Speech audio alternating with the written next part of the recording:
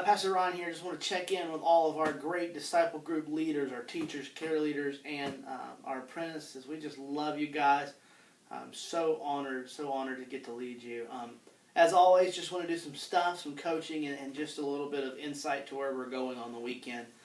First of all, you will be getting communication starting right now. June 10th is our next kind of getting everyone together training. June 10th at 6:30. We'll be done in an hour, 6:30 to 7:30. We're going to start at 6:30, end at 7:30. If you've got groups that night, then please feel free to tell the group to do a fellowship thing without you, to maybe give the teaching to someone who may or may not be coming in an apprentice. You're kind of called there, but we want everybody in the room. Just going to go through some training, some instructions for the summer, some Q&A, just dialogue, just checking in. I want to get everybody back together and say, hey, how did the first few months go? We do want all leaders, all care leaders, all teachers, all apprentices. This would be one of the first things that we will do with everybody in the room, June 10th, 6:30. The second thing you need to know, just a heads up, anticipate a surge in group signups over the next couple of weeks, especially after next weekend. I'm going to be teaching our disciple group curriculum and teaching our disciple group process, and really do a weekend on disciple groups next weekend, Memorial Day weekend. So just heads up. The third thing, or the third thing is this: June 2nd, we've got a new series called Restore starting, and I just want you to be ready for that. It's going to be a huge series in the life of our church. We're going to start talking through what does it look like, what's some of the future plans here that we're kind of starting to kick around now. So that's a little bit of a teaser for you. And also, June 2nd, we've got baptism going on that day following the service. I know you're going to see those in the announcements, so I just want to kind of echo those a little bit louder.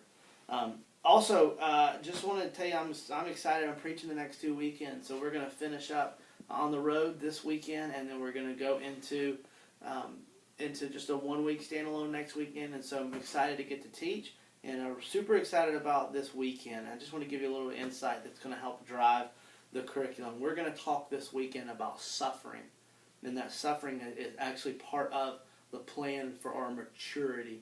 I love the big idea from the curriculum this weekend. It says this: Jesus never promised there'd be no pain.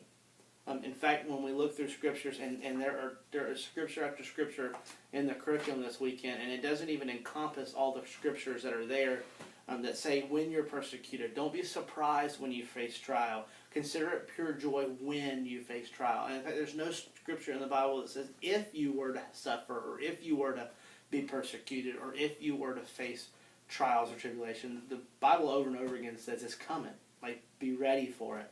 And so the big idea this weekend for the curriculum is that I love it. That Jesus never promised that there would be no pain. He promised one day that he would take it all away. And so there are several passages throughout the curriculum this weekend that I would love for you to read and spend some time on. What does it mean for us? We're going to look at Luke. We're going to look at Isaiah when it talks about being refined. Not as silver. There's a refining process, and we're going to talk about a little bit this weekend, that silver is refined in the hottest spot of the fire, and the silversmith knows the silver's ready when he can see his reflection in it. And so I hope that you take a lot of notes this weekend, and I hope that you study the curriculum. It's really a great curriculum this week, and there's so many different spots in here that I just wish I could just spend 5-10 minutes on with you. But maybe 2 Timothy 3:12, which is one last verse. Indeed, all who desire to live a godly life in Christ Jesus will be persecuted. So we're going to wrestle in group with these questions. Why do we resist suffering so much? What is God trying to do in us through suffering? And my big idea for the sermon this weekend is that the path to life and resurrection always comes by way of suffering and death.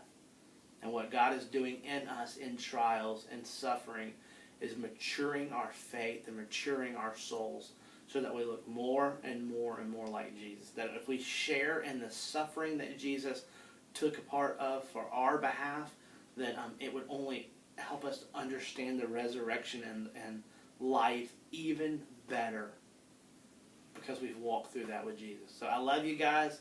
I think even though the topic this week is suffering, I think there's going to be a lot of joy that comes out of the weekend and out of groups. We'll see you guys June 10th at 6:30, and just be ready for groups to start to grow, and especially after next weekend. We love you guys, and we'll see you later.